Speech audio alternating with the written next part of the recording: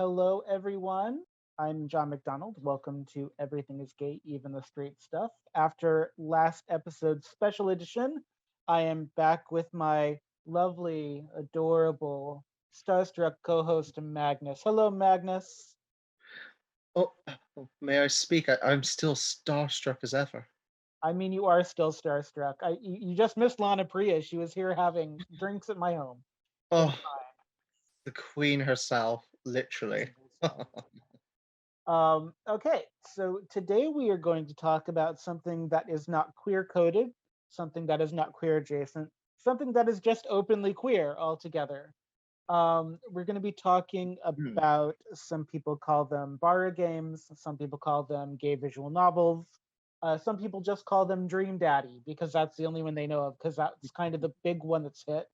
Um, but they're basically slice of life games. And when I say that, I mean a slice of life game is very much not necessarily about kind of the big story in this overarching epic of years and years. It's not the Cider House Rules. Hmm. It's closer to Pleasantville, where it's a day-to-day life that is built Hmm. piece by piece and usually has a romance component. A lot of these games are created either by American designers, sometimes Japanese designers, really leaning into taboo. Um, so we're going to talk today a little bit about some of our favorite games, Hmm. and I'm going to touch on my goal. If we have time, I would also like to touch on Robert Yang, who has made a couple of not Vera games, but they're queer games that really got pushed back from Steam, and I really think they're instructive to talk about. Um, but so what do we have before we go? Let's name some of the games we can think of. Let's see how many of them we can name and then give little synopses about. So first we have Dream Daddy. Hmm. Um, and when Which, you think yeah, when you think of Dream Daddy, what do you think of? well, Dream Daddy is sort of the obvious choice one thinks about because of the fact it was one of the first Lara games to really break out into the mainstream. I think that is because the fact that the creators were quite well known YouTubers, I believe, weren't they? And I because mean, it they, got played on YouTube a lot by Markiplier, and I think yeah, Jacksepticeye played it. I know that this was one of the games that if Markiplier hadn't played it, it probably would have not broken as big as it did. But that wasn't the first game he'd done that to, and it certainly won't be the last. Uh, and so Dream yeah. Daddy is a game where you basically play a dad, a single dad with a kid, and you move into a neighborhood full of other single hot dads, hashtag single hot dads in your area, with their own kids. And basically you spend the game wooing instead of being wooed because you played someone who's kind of adorably inept at some social situations. And that there's a secret ending that I'm not going to spoil that came out of the game code, and then when they revamped it, they made that an actual ending choice. But suffice it to say, there are different guys, and you date them, and they're all dads. So where this kind of branches off from the usual uh, Bara game visual novel is that these are all older guys, 30 plus, and that's pretty unusual because most visual novels with a queer bent tend to be more kind of twink style, age down to just 18. A lot of like camp and Or, high mm, camp and college stuff that I've seen. So yeah. that's the ones I've seen. So Mm. There might be an occasional daddy mature option thrown in there with other games, yeah. some of which we'll discuss in a bit.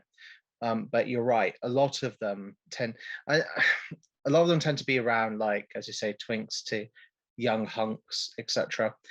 I wonder whether creatively with a writing sort of bend, they're doing that because they can then say, for example, write you as the protagonist as either someone that's just coming out and exploring their sexuality, and going off to have lots of fun, etc., or to find love and such, rather than being someone that's had a life beforehand and might have had past relationships. which that your lead character in Dream Daddy actually surely has had, because he has a teenage daughter, um, as to the other dads. who So may that or may not be evil and may or may not be a tiny demon in disguise. It's never actually made clear after they added in that secret ending. So mm, um, and what I quite like about Dream Daddy as well is it gives you many flavors of possible dad types to go after. Do you want to go after the active, sporty dad type in Craig? You, who you knew previously before you had kids. So it's like a romance rekindled option too. mhm. Oh yeah, you were bros beforehand. Do you want to go after? I think it's Brian, isn't it? The nice. Brian's the ginger cub, Mm, the one you get really. That's the option where if you're like an athletic competitive type, and even though you only get to play it through mini golf, the sense is if you choose him, you're choosing to kind of go into like a competition athleticism headspace, which is really neat. oh, that's not the only way you fight him. They have that Pokemon mini game in there where you start compete against Brian with your daughter, and he has his daughter, and you're throwing out each other's accomplishments, almost like sort of like Pokemon-esque attacks until either team wins. Does that Oh make sense? yeah, it's been a while, so yeah. No, no, it's all come back to me now. Um, and And, so what makes that game kind of different mm, is not just the fact that you're seducing dads. And I kind of have a theory that it's an easier sell in some ways because they never show actual genitalia. They use the mm, idea of like eggplants instead, like when you basically arouse a dad, like eggplants fly off of them and hearts and things like that. um I think for me, the reason most games that are in this category use younger is because it's easier to write a kind of adventure first love story than it is to write a kind of middle of your life story. mm, It's an easier story to write because when you're just coming out and you're 18 in this world, like if you look at something like My Camp Buddy, where it's like an isolated community, even if you look at something like Morningwood Farms, most of these games have some kind of pun in the title just to let you know that they're sexy and fun. But I think Dream Daddy hit because it hit kind of that sweet spot where especially in the fan art, you saw erotic that you couldn't actually see in it, but it was also the dads were so different from each other. You had the dad that was like a secret wrestler or had been a wrestler. yes. And so there was like this hidden dynamic to him, and he had a very much Clark Kent Superman thing going on, which is really neat. Mm. And don't forget the gothic dad. Yeah, Um, his name Damien. I think his name was Damien, or his then- kid's name was Damien. Somebody's name was Damien. Um, His and was my least favorite mini game because I could never put that gargoyle back together in time. Like my computer just could not, like my brain or my computer could not do it.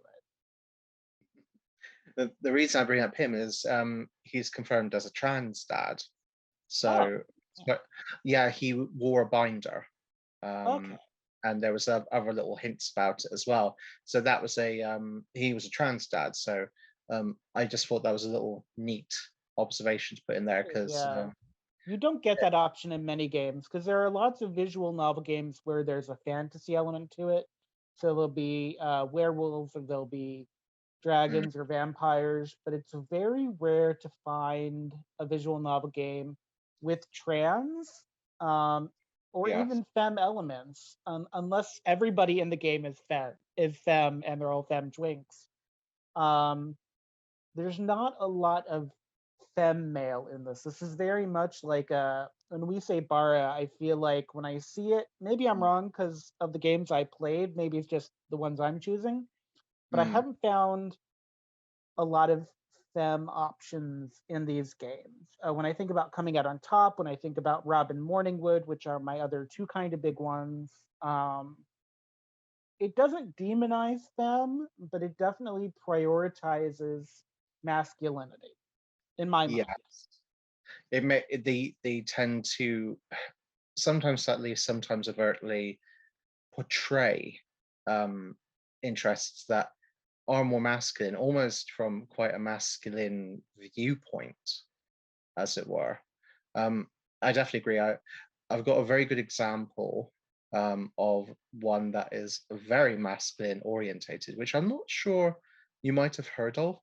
Are you aware of one called Dead Dating at all? I've never played it. I heard a little bit about it on the outskirts, but I got really tired of zombies for a while because I felt like they were everywhere. Because I was watching a lot of Shudder at the time, and there were so many zombie movies. Um, Yeah. which is a Well, whole nother conversation. But yeah, yeah. I've never played it. Allow me to reassure you, sir, this is nothing to do with zombies. I'm Maybe not we're sure I'm thinking, reassured because the game is called Dead Dating. y- So yeah, so it's an interesting one. It's still ongoing in terms of development. So what happened was the creator ran a successful Kickstarter during last year, and he funded the main stage of the game to be done, and he got some money over that. So congrats to him. But at the moment, what he's doing is he's creating the sort of like best endings for all the different romantic options. So you've got quite a lot of updates that have been going on since April. So it's not technically done. A lot of it is done. Um, what makes it a rather interesting addition to the genre? It's a masculine bara murder mystery game. So you arrive on you think it's a deserted island with a drag queen and several potential love interests, and you're entering into a contest, a dating contest, and whoever wins will get a big cash prize. But unfortunately, the day after you've arrived, someone turns up dead, and all of a sudden, there's a lot of finger wagging and people try to figure out what the mystery of this place is. There's a lot of uncertainty over who's actually set this up, who's tormenting the contestants on the island, etc.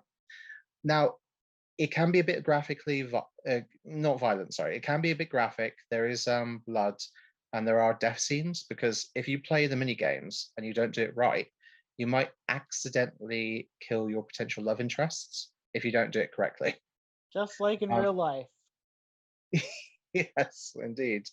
Um, there's a quite a few elements that people might not enjoy from it.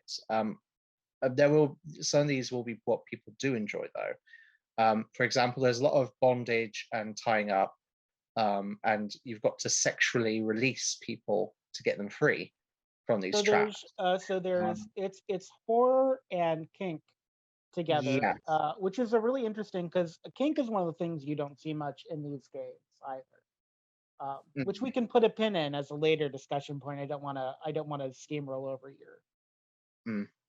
And the reason why it brings into the context of masculinity, it's a very masculine energy game. A lot of the love interest characters are very blokey blokes.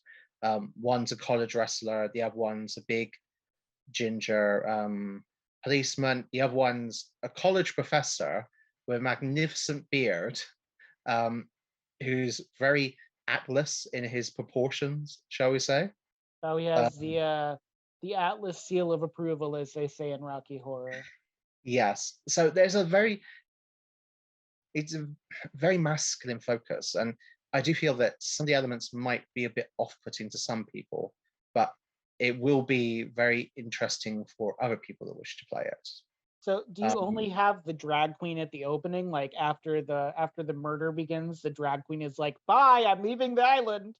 Like, is it that kind um, of thing? Because that's totally a drag queen move. Like something goes wrong, they're like, "Nope, on the first boat out." I don't want to spoil anything, but yes, the drag queen is only around at the beginning.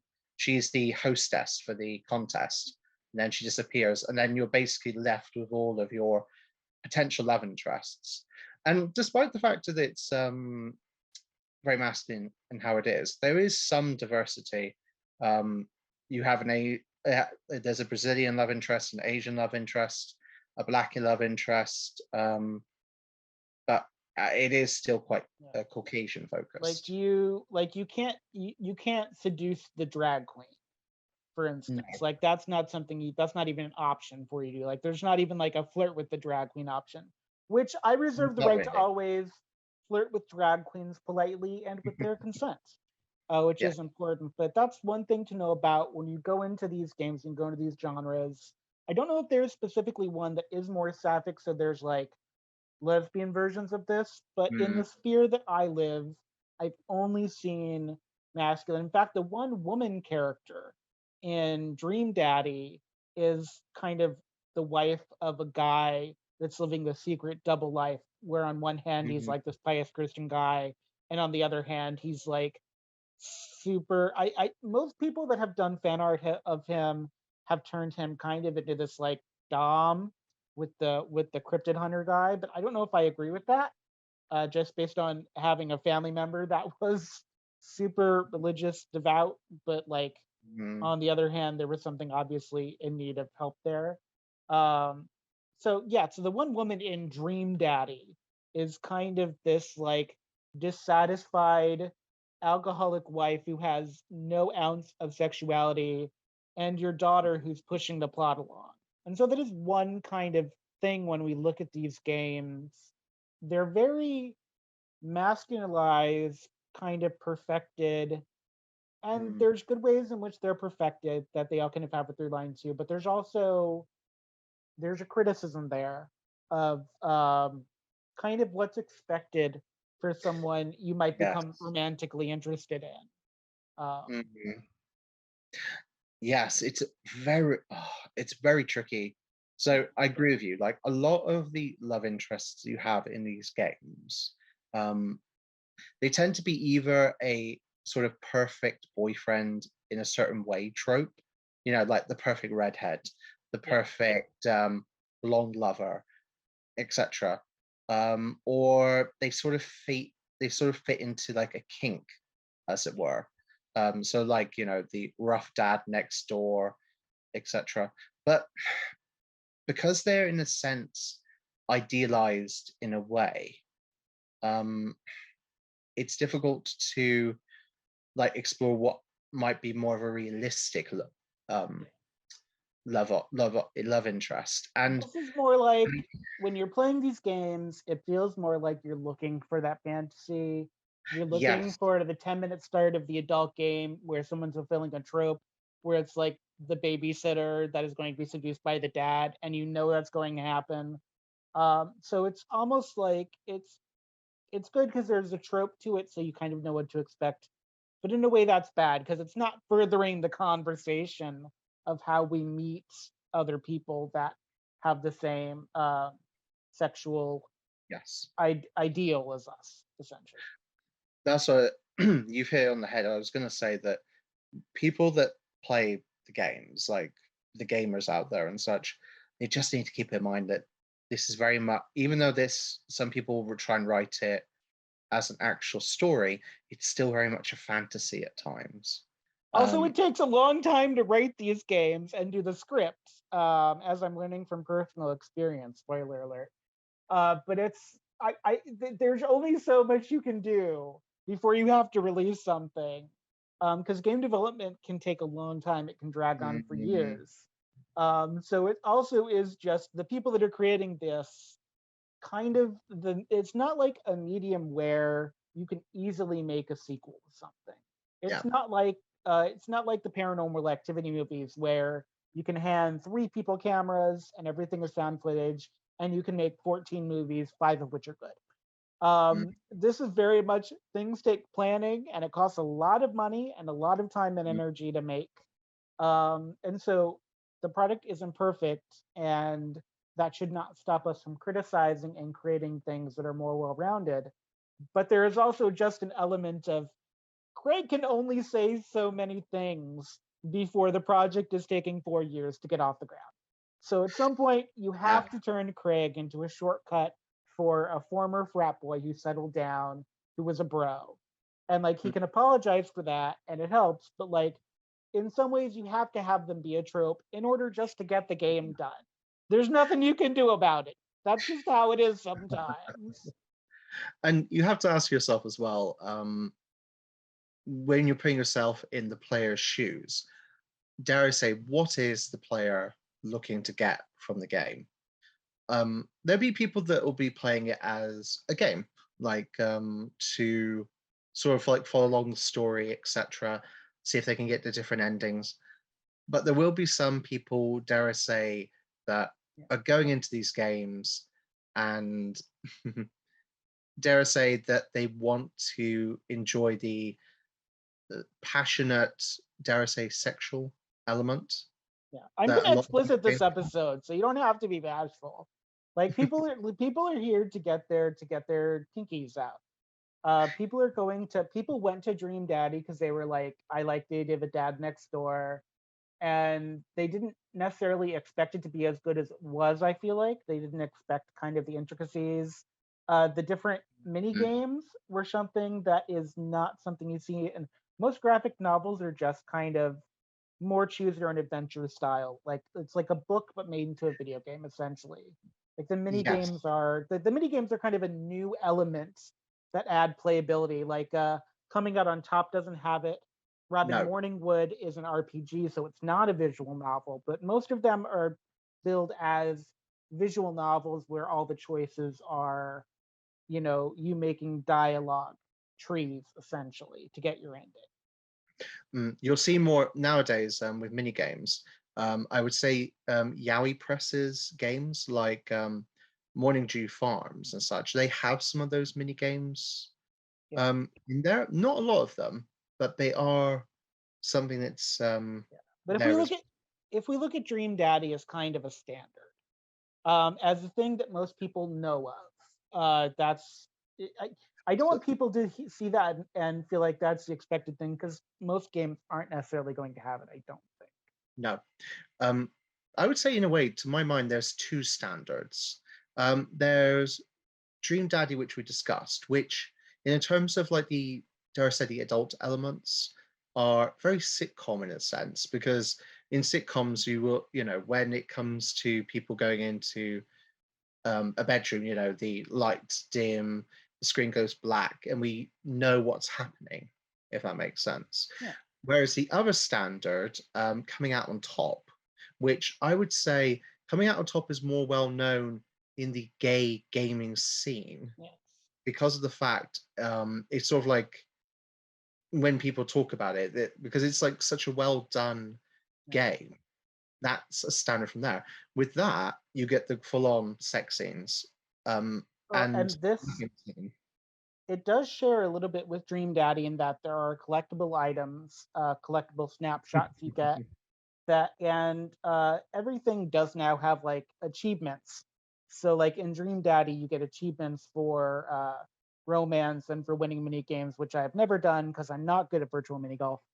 Um, but it's so coming out on top did come out after Dream Daddy, so it has some Dream Daddy elements to it, but it is closer to kind of that my camp buddy aesthetic where you are playing a younger character.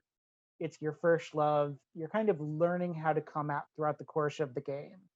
Mm. It does have some absurd endings to them. In fact, my friends that played it that were queer actually coveted those absurd endings more than the romantic endings because they were more fun, they were more strange, they were actually slightly Oh, more kink driven. And are, so they felt more authentically queer. So are we just okay? Let's put it out in the open. Are we talking about the fish here? the joke fish ending was one of them, but there's also some game middle stop endings where Mm. if you make a really crude joke with the two brothers for the guy that you're supposed to tutor, that has an ending of its own where you get a special thing for that when they kick you out of the house. So Oh, there's like a special cutscene featuring two guys that are straight in game that then basically you seduce by being crude and you get a special snapshot for that. So there were some like mid-game extra secret things you could get where it was became like a completionist thing instead of a romance thing. Mm. Um, and for me, the game is actually more difficult because there's almost too many romance option choices. Whereas Dream Daddy feels accessible, the seven choices feel more out in the open. Coming out on Mm. top felt very complex to me because the one choice you make in the beginning, whether or not to go out in the club, influences how many of the guys you meet. If you never go to the club, half Yeah. of the playable characters you never even meet. And for Mm. me, that creates an issue of accessibility because if you never go to the club, you Mm. know, you don't meet people that create a completely different non-school based path for you. Because coming out on top is about being in college. Yes. But if you pick some of these paths, you never do the college stuff. Mm. And so for me, it's like I like it, but it almost feels like too many choices to me. It Yes. feels there's an accessibility to Dream Daddy, Morningwood Farms, or Morningdew Farms, whatever it's called, and to Robin Morningwood that I like because you kind of get to meet all the characters. There's never this hidden part of the game that coming out on top has. Um, and that's really hard for me as an artist and as a gay man because it's like I Mm. understand that it's more realistic, but it breaks the fantasy because I Um, don't know. All I've got are these blank achievements for things that I can't know unless I make this choice that I don't know that I need to make. And it's very aggravating for me as like both a completionist and a writer, and like you're shutting off part of the novel and the experience for the readers because you never get the chance to go back to that club again. Like mm. there's never a second option to go back and experience Mm. that. Like you have to save and then you have to go back and start again. And I don't want to keep naming the fish different things. Like eventually I'm just bored of it, you know? It's very much a choose your own adventure book in a sense. Quite a few of these Yeah. games, although with the choose your own adventure book, you could always cheat and Yes. Which I retrace did many times. it. One thing I um, love about these games coming out on top, one thing I love about them is how accessible they all are. yeah. Dream Daddy, Robin Morningwood coming out on top, even my Camp Buddy, which isn't one of the ones in my top 10, they all have this accessibility feature where you feel like you're living in not isolated, but more of a cloistered neighborhood. So Mm. you're in a community, which I really like. There is a sense of queer community in these games that is very positive, even when you make bad Yes. choices. You're never at risk of being kicked out of the community until your daughter turns into a demon because of choices you made that you didn't know because you unlocked the secret weird ending in the code that they actually brought into the game. Mm.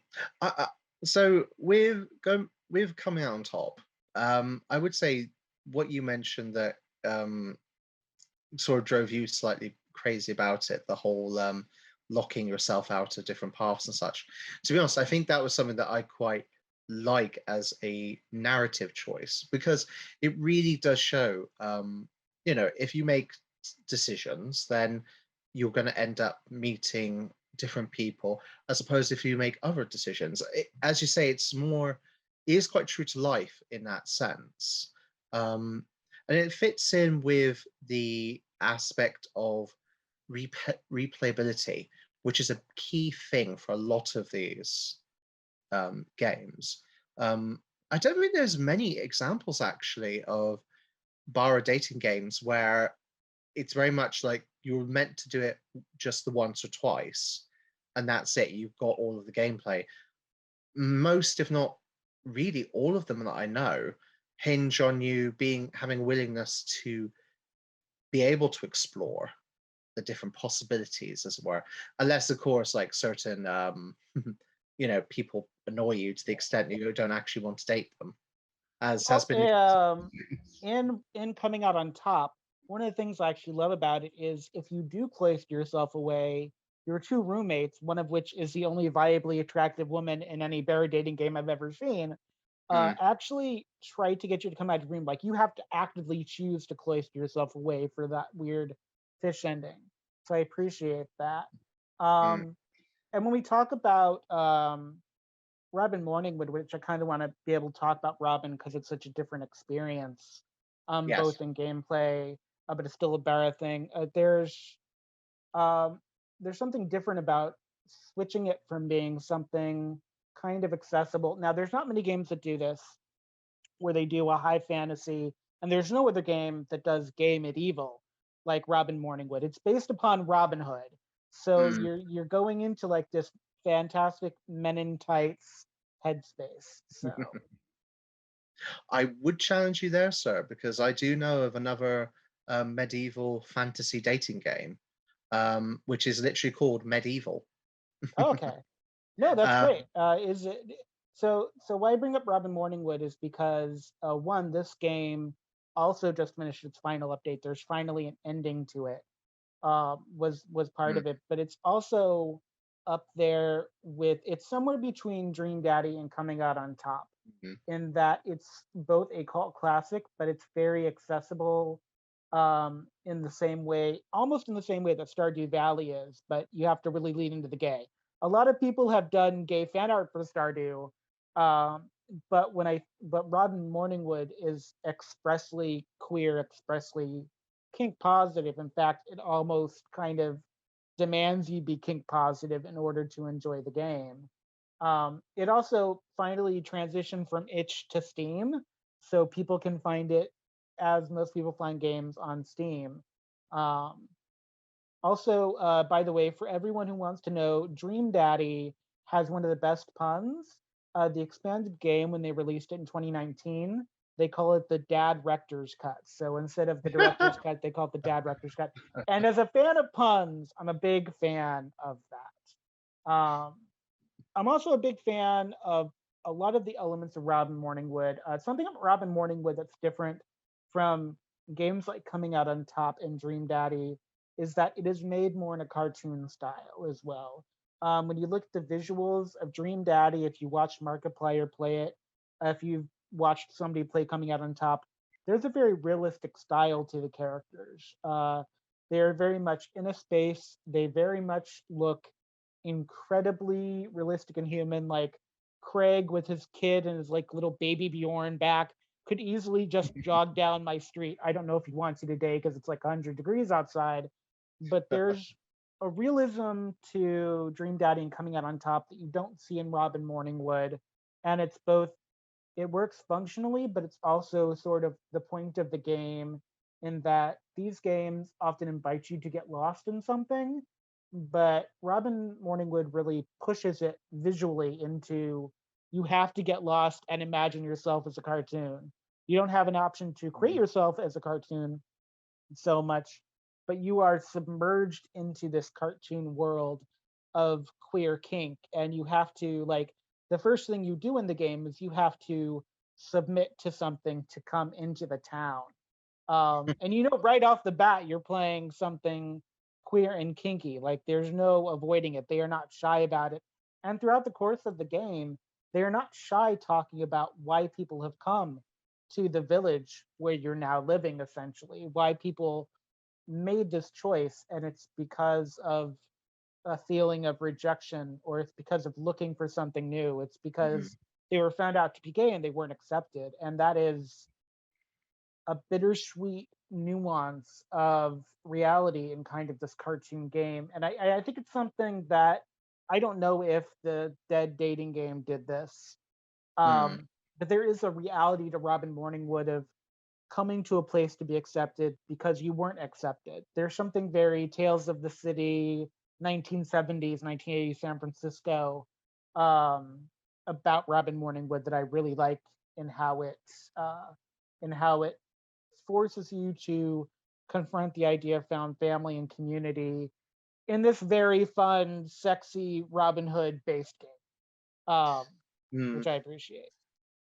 No, I wouldn't say Dead Dating really has anything like that. I mean, Rather you the can't even date angle. the drag queen, so I guess I should expect that. I'm going to be a little bitter that that's not an option, because drag queens are very sexy and viable as dating Mm, partners, and there should be a drag dating game at some point, I think. perhaps there is. Maybe we just haven't found out about it yet, sir. I would love Um, that. the essence of Dead Dating is more from the perspective of the whole murder mystery, who done it sort of thing, with a lot of added spicy romance and such thrown in there. and it gets to the point of sort of like a us versus them sort of, can we trust these people? Who can we trust? We're trying to find evidence of what's going on. So it's interesting in that regard. I wouldn't necessarily say there's so much an element of community, more perhaps rather of survival and some minor, perhaps even pack mentality. Which I'm not trying very hard not to spoil anything here, but when maybe certain people get together and then they start viewing other people with suspicion because of the fact even though these people have all known each other for less than a few days, it becomes then for them a sort of like us versus the outsiders sort of aspect to it, which is interesting in itself. And it's very unlike other games that I have played. So we have a slice of life, Dream Daddy neighborhood game. We have we have a murder mystery game. We have the RPG fantasy game, and so Y Press is putting out games like Morningdew Farms, Mm. Dear Monster, the in between one which is in development. What kind of mechanics do they have? What kind of makes them special to the genre here of gay dating games? I guess. Sorry, are you referring to Y-Press games Yeah, or well, they're called Y Press games on Twitter, I believe, aren't they? Mhm. Maybe they're called Y Press games. I think previously they were called Yowie Press, but I believe that they changed the name to Y-Press Games a little while back. Yeah, Um, they're called Y Press games. Their little token on Twitter has little blue demon, like a chibi version of a Fausto demon with sunglasses on. So yeah, they're called Y Press games now. I guess they hmm. made themselves more accessible. I don't know. So Y-Press are interesting because they do feel like they're a studio that's really pushing out different stories to really, and they're really pushing out different stories that trying to fill different niches. And they don't just keep themselves to one genre. So Morning Dew Farms is pretty much a farming simulator and a romance game at the same time, where you follow a young man that returns home to his family's farm, which is in ruins and such, and he helps to bring it back to life. At the same time, also he starts to get to know the locals and potentially find love amongst one of the many people that he encounters. Um, it wasn't just in sense of the farming aspect that I found quite intriguing about Morning Dew Farms. The main character that you play, um, he is not very good with numbers, arithmetic, and such. He doesn't see himself as very intelligent. He is clearly does have intelligence and is a very sweet and caring guy. But it's interesting to play a protagonist for once that clearly has some perceived weaknesses and such, um, which you don't often see. Love Mark from coming out on top, but he really is in himself like a perfect protagonist. Whereas the chap from One Two Farms, whose name I forget, and I really apologize for that, um, he doesn't see himself in the same light at all. Other games they've done, Mr. Versatile was a superhero esque dating sim, which was packed with action and adventure. But at the same time, you were, potentially seducing your rival, your mentor, or like your new Robin esque sidekick, Ah, yeah, which who was called Chihuahua and ah, yeah, dressed as a little Chihuahua yeah. boy, and it was fantastic. You Um, can't say that gay getting dames don't have a sense of humor. They don't tend to take themselves so seriously. They are not Call of Duty, and they realize that. One of the ironic things is that some of those games, like Fallout, a lot of queer people have modded queer relationships into games, or they've done it with fan art or fan videos. And this stuff, like the stuff coming from White Press Games, takes care of all that for you because you do that in game, which is nice. Yes. Their latest one, Dear Monster. So it's interesting because it's similar in a sense to another game by a different studio called The In Between, which I'll touch on in a second. So, Dear Monster is currently in development, will be released soon.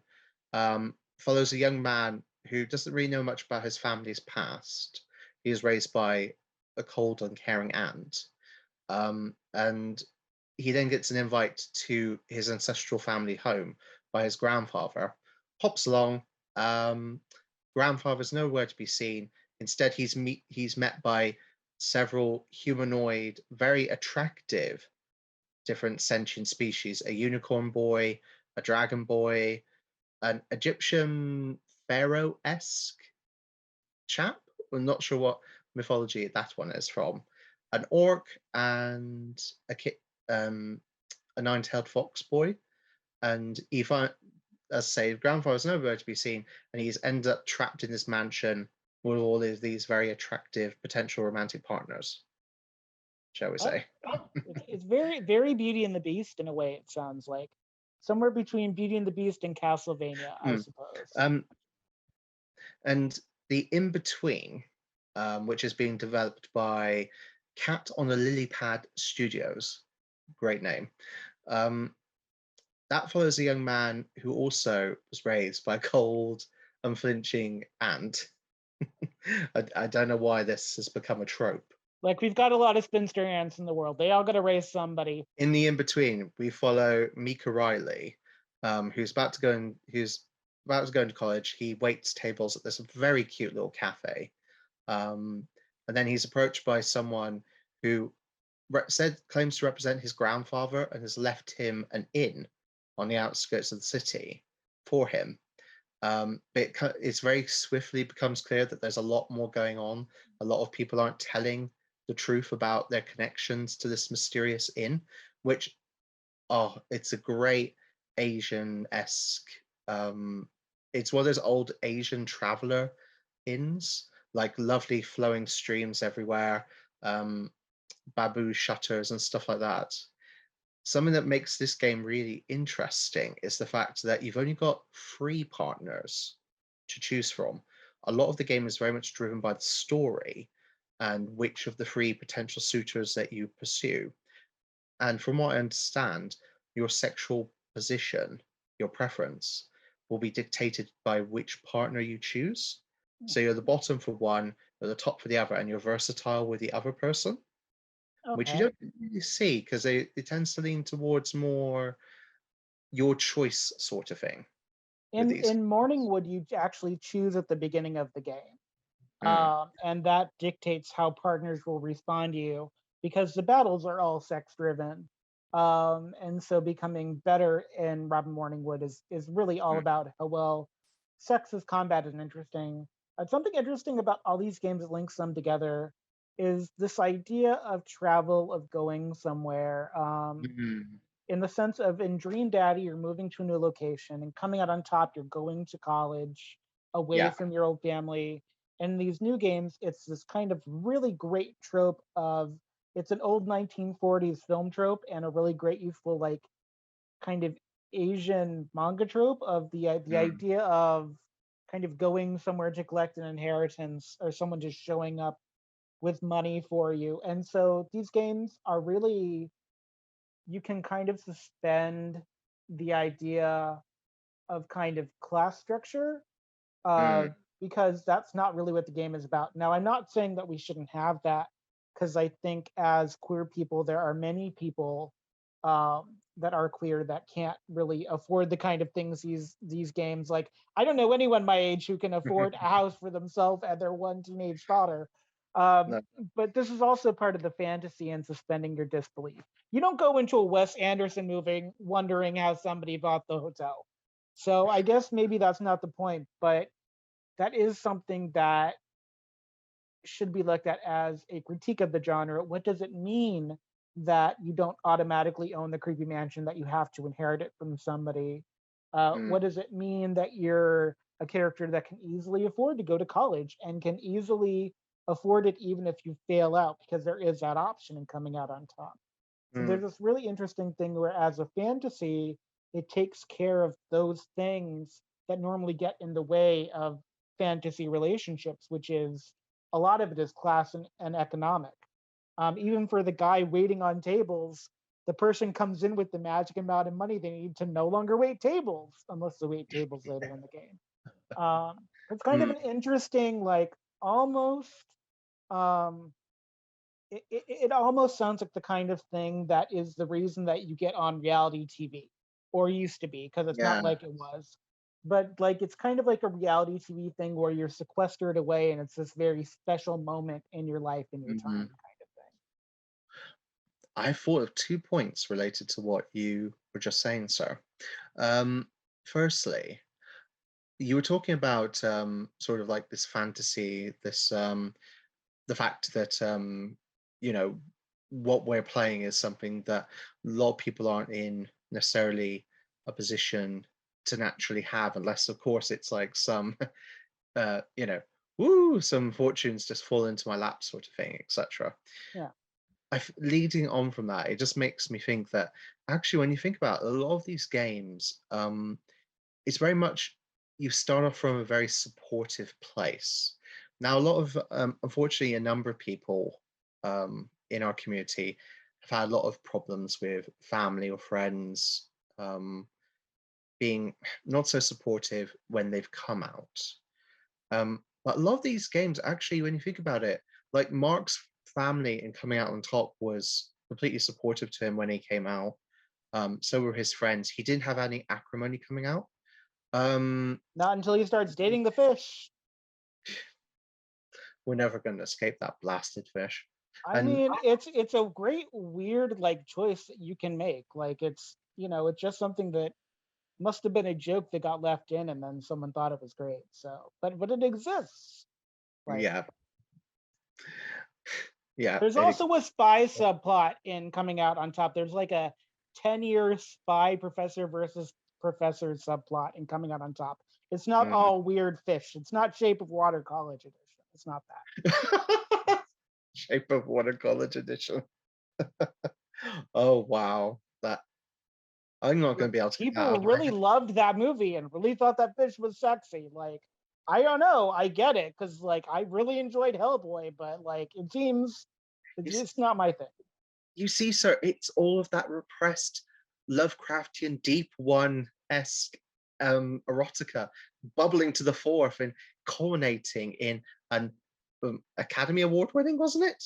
I mean, Movie. it was a really good movie. I don't know if it won any awards, but it probably should have if it didn't. Mhm. Um, so, going back onto the conversation at hand, away from the fish loving. Yeah. Um, so a lot of these games come from a very supportive and a very open place. And I wonder whether that is because the fact is that it if we started making them a bit more true to life, that in a number of cases people wouldn't necessarily be coming from that sort of place to begin with, it starts to become a very different sort of story. It becomes a bit more of a serious topic of conversation. Whereas what we've discussed previously, people often play these games for romance and escapism. Well, Um, here's the other part of that conversation is how we approach. So we'll have a little bit more of this discussion when we talk about Teen Wolf, which will be coming up because we heard your calls, listeners. Calls are coming from inside the building. Um, but so when we talk about Teen Wolf, I really want to talk about power dynamics, and I feel like when queer power stuff happens, mm, you see this especially in adult movies. Power dynamics are kind of put by the wayside, like they are fetishized. But if you have like Boston Pool Boy, for instance, even that where it's technically employer employee, often people will suspend their disbelief. Straight porn does this too, in a mm, much more exploitative way, let me tell you. Um, but like the idea of the power dynamic and power structure, um, even the fantasy fetish of family stuff, which does exist. And I remember there was a large portion of time when I was doing RP stuff on Tumblr, where you would get straight people playing gay characters that absolutely abhorred any taboo that was even close to it. And there were like battles about not Dream Daddy, but stuff that came after Dream Daddy that was Dream Daddy inspired the slice of life. So when we go into Mm. these fantasy games, often there's a suspense of certain things in reality to fit the fantasy. So the taboo of you can hire a pool boy, and then like they do on Glee with Puck, you can totally make it into like a pool boy slash sex business. Like Mm. sometimes the fantasy only works when you suspend the reality of what happens if a thing like that actually would happen. And I don't Yeah. know if that's good or bad. And it's not just a Mhm. conversation for queer creation, because when I think about a film, and I don't want to get too off topic, but I'm going to segue this into Robert Yang actually. Okay. When I think about a film I watched recently, like Jolt, where this woman has out of control electric powers and she has to wear like this almost like binder cage to keep herself contained, and she has to be very unpassionate and can't have any emotion lest she destroy everything in like a 12 block radius. And then she meets it's either I think it's Jai Courtney with adorable curly hair because they let him do his hair curly for this role. But he gets to seduce her, and there's this really great scene of him disrobing her, but it's very heterosexual, but there's a very large power dynamic that is not addressed in that seduction. And so Mm.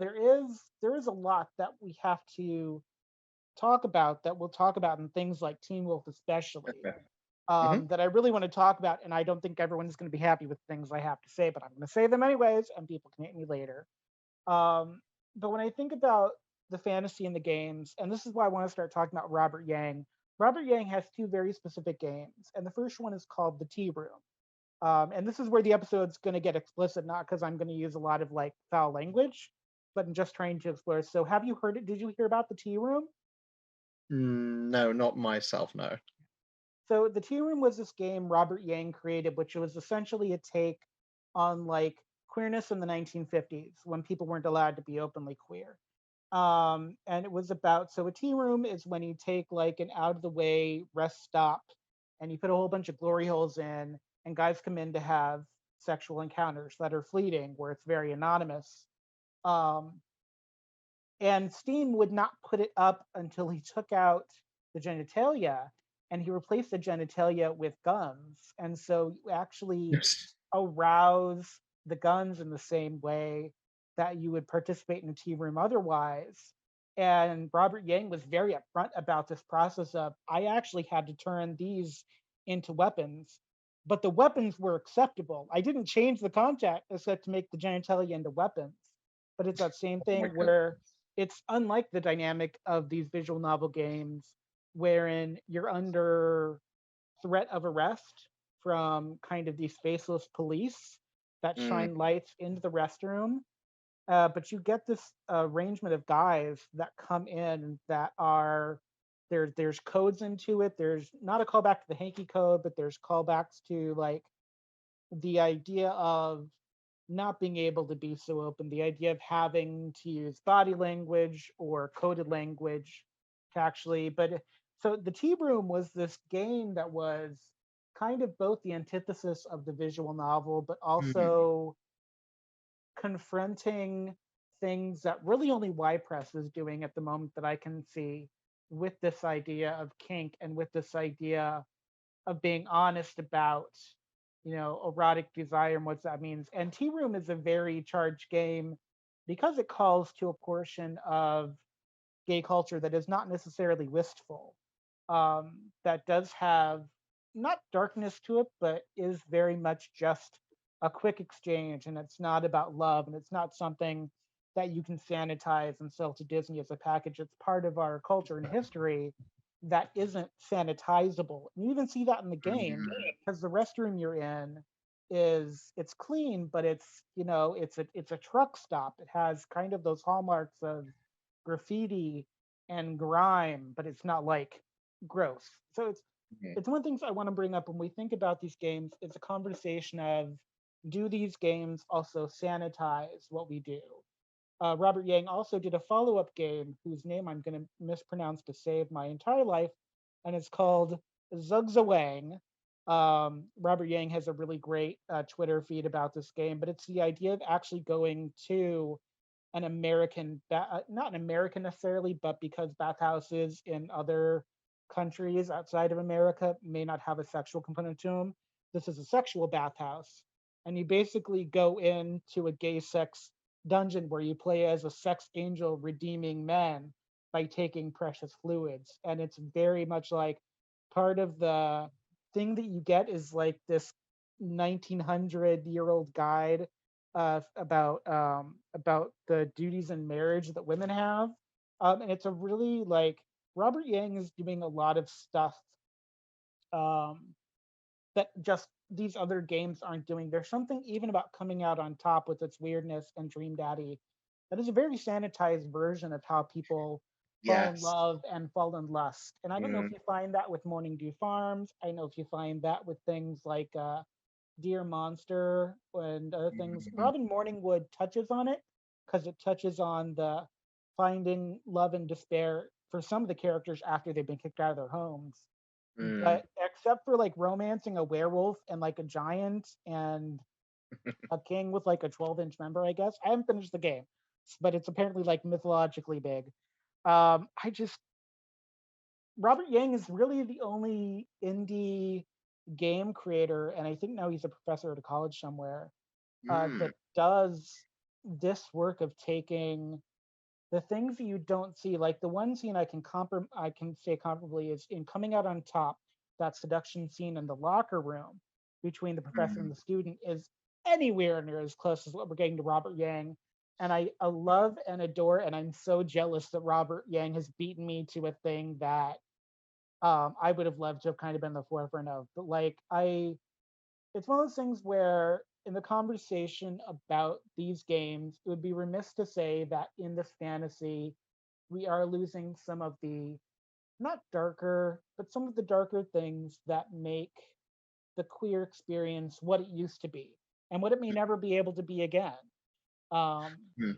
yeah, Well, you say darker elements, which I don't want the is word darker, but I true, can't think of the but word I want to use. no, Not darker isn't shame, not realistic. darker isn't bad, but like the shadow parts of sex that we deny ourselves in order to fit in more with straights. That's what I'll say. So Tales from the City addresses this really well. I'll talk about Armistead Maupin in like Tales of the City. The books progressively become more sanitized as San Francisco becomes more sanitized. So by the time we get to the book where Anna Madrigal is going to Burning Man, there's not really any more hookup locations in San Francisco, and Armistead talks about it. So in a way, it's about the heritage tradition of how we had sex. It's like going from that cruising movie to Interior Leather Bar, where James Franco basically filleted himself for 2 hours like he was Al Pacino. And so I don't want to use the word darker, but I can't think, I guess shadowy, but it's not shadowy because it's not Mhm. bad. I don't want it to be equated with No. bad, but I don't know Oh what no, no, word no. I'm trying to use. So there's that. Mm. It it is tricky to find the right terminology of how to address these aspects of gay culture, and dare I say, gay sexual culture. Um, you're right in the sense that a lot of the games that we've discussed today, um, like in a sense, that they kind of get right into sex and right into the acts, but there's not a lot, say, there's not a lot of talk about like prep, for example. Sometimes people can just go straight for it and everything and have sex together. But I don't think I recall a lot of games where the bottom goes away to prepare themselves for, sex and everything, or they um like any accidents happen, which is very true to life. But accidents don't necessarily happen in these games unless it's very much a narrative accident to either prolong the sex or move things into a different room, for example. The only Um, time I've really seen that in pop culture was in Angels in America in the first half of it. hmm, And that was a very specific moment in conversation. Queer as Folk doesn't really even have that happen. I think Angels in America is the only one. That's why I like Robert Yang, Mm, because as much as I like the candy coated Robin Morningwood coming on top, I mean, you do get that scene where the cryptid hunter at the beginning, Robert, right? I think it's Robert. So in Dream Daddy, you're aggressively flirted with by one guy, but he's mm, testing you to see if you go to bed with him right away. And if you do, then you don't really get to romance him for the rest of the game. And no, yeah, that's close. It comes up to the border of the dynamic of you are being tested to see how quickly you go to bed. But he's doing that for a very specific reason. And that's it's very narratively satisfying when you find out why. yeah, But it's not quite the same, but it's about as close as you're going to get, honestly. yeah. No, there's hints of it in different games. In Dead Dating, there's a scene towards the beginning of the game where you can go to a nearby park to score some um, sexually enhancing drugs, shall we say, from a supplier, and you bump into your cop love interest in there, and you get a bit of a peep of what's going on, and you've got a potential to seduce the drug dealer as well whilst in there. But that's very much towards the beginning of the game. Coming out on top, closest I think that came to it with like something was either when you were doing the Bro Finder dates, which was their parody of the Grindr dates. Yeah. Um, the one chap and you get kidnapped by someone that's vengeful, and you whilst you're driving around, and he threatens to kill you both, but you manage to avoid that situation and then go back and have fun together. Yeah. And then there's the Twinkie pop star who you go into the when you go to the bathroom, someone tries to convince you to get a lock of his hair during sex to sell it onto him, and you have the option of either complying with it, which then ruins the date, but you get money for it, or you can like out the guy that's trying to do that and go and romance the boy further. Like there's elements, but it definitely sounds like this Robert Yang is sort of fully exploring these I think the concepts and these situations. Yeah, the only thing that comes close to what Robert Yang does is I don't know if you've seen this. There's a really great movie about Tom of Finland. Not with Mm, Henry Cavill because this was before Henry Cavill looked like August Walker and we were all mooning over him as the next Tom of Finland character. But it's a movie, it's an autobiographical movie about Tom of Finland, and there are some really hard scenes in it. Like the opening of it is the guy that would be Tom of Finland more openly having sex with other people in a park, that mm, our fellow officers in this, I guess it's like the Denmark Navy or whatever it was, and it was mm, more acceptable to be queer in that space. It's very free fall in that way, where it's like out in nature and you're not in town. But then he leaves the military and he's expected to be essentially heterosexual. And when he like mm, misses that mark, he gets punished for it, except for by his sister. And so these cartoons that would become the hallmark of Tom of Finland and would make the physique pictorials so famous all come out of this desire for this taboo, for this leather, for this domination, for this kind of barebacking thing, or for condom use, because some of his cakey comics have um, condoms, some don't. It really depends on which one you're reading. mm. So the Tom of Finland movie is a very hard movie in a way where like Love Simon is much softer because he's not really in danger of being kicked out of the house. So it's Yeah. like the inverse of it. And you don't really, and I wonder if it's part of the fantasy is that a fantasy bar of visual queer novel can't break the fantasy by adding in those elements of reality. Would people Mm, still play it? Would people still want that experience to be reminded about the harshness of the things you leave mm, behind when you try to do pure fantasy? Like, would people be as upset with a gay adult film where at the end of the pool boy daddy love session, like if the pool boy calls the company is like, I can't work for this dude anymore because he propositioned me and it was an easy $200. Like, maybe nobody would watch that afterwards or would even see that ending scene. But like the question is not if it does any harm to the community and the Mm, dialogue, but in the fantasy, should we inject that level of reality into mm, it? I guess is the question. And I'm coming at this place as a cis white gay male who, until I open my mouth yeah, and speak with my sibilant lisp, can pretty much pass for straight. So I know that there are certain cultures where being queer is a defiant act still, mhm, and in families of color, having people be on the down low is a thing. mm, So I understand I'm coming at this as a question from a place of privilege, but it's a question I think we should ask. Is how yeah, much reality should be in the fantasy. mm, definitely. Mm.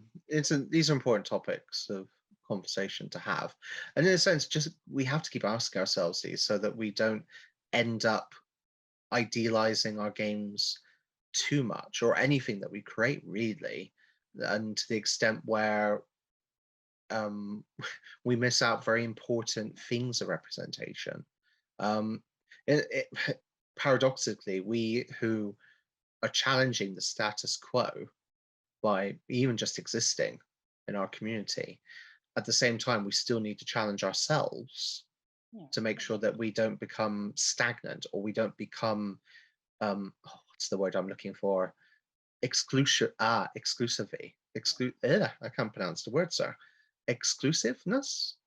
Well, Like I think against about mm, I, I yeah, I think about the existence of your dive-in series when I think about this question too. mm, Because in your dive-in series, you take the idea of athleticism, which used to be very queer, and then all of mm, a sudden became this very straight macho thing. And you take the idea of it and you very much make it brazenly queer again in a positive way.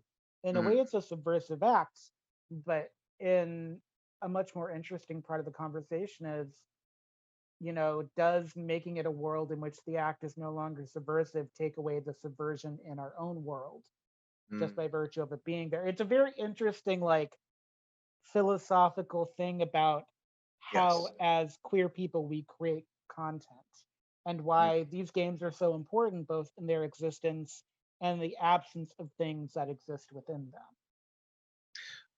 Can I quickly before we end our podcast today, can I quickly touch upon medieval times, the last example I have to bring to the table? Always, please do. I talk a lot. Go for it. Yeah. Thank you, sir. Um, it's another game that me and my other half have played in recent months. Um, so Medieval Times is a gay historical fantasy game where you play a young blacksmith's son called Bennett, and you basically go through his queer awakening, and up to the point where um, I'll see if I can find the right way to put this. So yes, you play as a blacksmith's son. You do his queer awakening. You start to get involved in the various sort of conspiracies and such that are both within the local town where he lives nearby, and also the wider world, as there's great changes going on. Um, Very quickly, Bennett attracts quite a large posse of different lovers, shall we say. Um, the gameplay is structured narratively as a choose your own adventure style thing. Um, and you get to, and what starts off about half a dozen potential love interests. I think by last count, there was about a couple of dozen potential people that you could sleep with. And I don't think the creator is slowing down in the number of people that he's adding into the narrative. So, Well, they do have and that it's new not, D&D movie. They can make Chris Pine as a bard, and I'm sure people would romance Bard Pine all the way. uh, it's a very interesting game to look at as, I think it's very interesting in many ways, and unfortunately, not all positive, shall I say. Um, and the reason I say this is it's positive in the sense of like there's a wide range of different love interests, younger, mature, different species as well. You get to have it with orc boys, a centaur, a dragon man, I mean, etc. sign me up. When can I move into this universe? You know what I mean? It's great in that sense. And you do have a long-term actual boyfriend who's a werewolf who you do seem devout to, but you don't have any inclinations to stop having sex with other people. And this is where it starts to get a bit fishy for me because basically Bennett has Herculean amounts of stamina that he's having sex 4 to 5 times a day with different people. Um, and narratively, it's all over the place. You'll do one plot line, for example, follow the story on, and then when you get to the next chapter, other events that have happened in other storylines for narrative have still been taking place. So you'll be introduced to characters that you apparently have met previously, but you haven't actually met in the story run that you've done. And it starts to get very confusing very quickly. So while I do like this game, it's an example of someone that's trying to do so much with the writing that you do have to play all of the other romantic sublines in order to get the full story. But then it doesn't make sense because how on earth does this person have so much time in the day that they can be pursuing so much going on all at once? It's sorry, just remembering it's making my head spin No, slightly. and that's Mm, so I always say that when we talk about something, one, we're not sponsored by anybody yet. So if they want to sponsor us and send us $1 million and we'll say only good things, send me $1 million. We'll see what happens. But the other part of it is when we talk about stuff, like even when I talk about stuff I absolutely love, like The Good Place, there's always room mhm, for critique. And I don't want to shy away when we talk about things that we love from being able to critique it. I'm going to say some things about Teen Wolf that people mm, probably will disagree with, but they're kind of the way I feel about it and the way I feel about pop culture at the time. It's not mm, bad. I don't want to throw it away. It's nothing against the actors or the writers, unless we're talking about Supernatural, because then I have some things to say about the writing staff.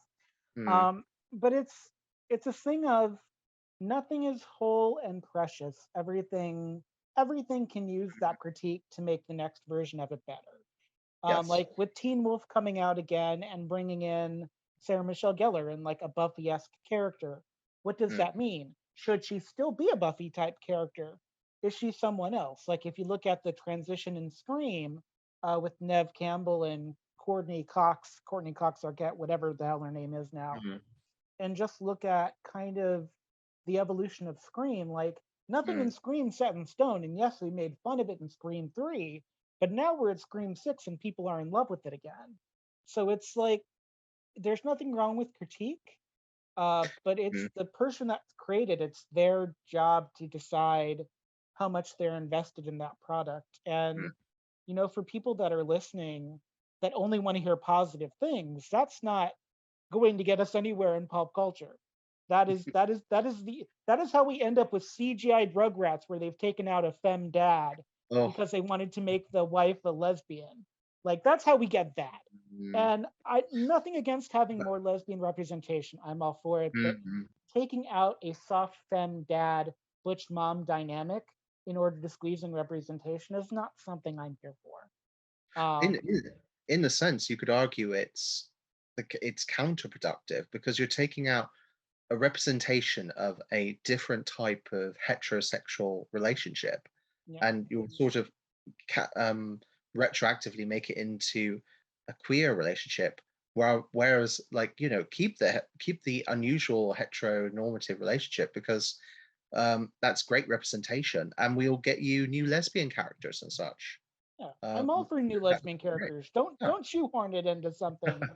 Like there's a whole reason. Yes. It's so I just want people to hear this when we talk about Dream Yeah. Daddy. I don't think it's a perfect game. There are No. parts of it that are very slow. The mini games are very difficult, which can break continuity of the story. And Mm, coming from a religious background, that religious character is really hard for me to romance. And like mm, if I actively choose it, it's because I wanted something, not because the character has fomented desire into me. mm. So like Dream Daddy is great. It's really whimsical and fun. And it's a really good version of a visual novel, but it is not perfect by any means. No. definitely. And Medieval Times isn't perfect, but I really do recommend checking out as well, as the creator clearly has a lot of story to tell, and what they've done is impressive since it sounds like it's pretty much their own work. They haven't had any support creating this. Um, and I'd recommend any of the games that we discussed today as worthy of people's time to check out, Yeah. as would be other examples in the genre. And I want to thank everyone for listening in and let us know what your favorite examples are that we didn't talk about. Let us know what you thought about Dream Daddy. Were you part Mm. of the fan art wave that came after it? What do you think about coming on top? Are you pro fish line or anti fish line?